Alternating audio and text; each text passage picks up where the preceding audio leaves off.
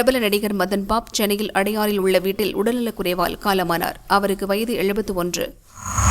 நாளை ஆடிப்பெருக்கு முதல் தமிழக பாரதிய ஜனதா நீர்வளம் காப்போம் என்ற பெயரில் கேட்பாரற்று கிடக்கும் நமது நதிகள் மற்றும் நீர்நிலைகளை காக்கும் பிரச்சாரத்தை முன்னெடுக்கவிருக்கிறது என தமிழக பாரதிய ஜனதா தலைவர் நயினார் நாகேந்திரன் தெரிவித்தார். இந்தியர்கள் வேண்டாம் என்று சொல்கிற நாட்டில் கூனி குறுகி வேலை பார்க்க வேண்டாம். அமெரிக்க அதிபர் டிரம்ப் பேச்சை குறிப்பிட்டு முன்னாள் தமிழக பாரதிய ஜனதா தலைவர் அண்ணாமலை கருத்து தெரிவித்துள்ளார். கவின் ஆணவ கொலை வழக்கில் நீதிமன்ற காவலில் சிறையில் அடைக்கப்பட்ட சுர்ஜித்தின் நீதிமன்ற காவல் மேலும் 14 நாட்கள் நீட்டித்து கோர்ட் உத்தரவிட்டது. அமெரிக்காவுடனான நமது பொருளாதார உறவு மிக முக்கியமானது. $90 பில்லியன் மதிப்புள்ள பொருட்களை அமெரிக்காவிற்கு ஏற்றுமதி செய்கிறோம்.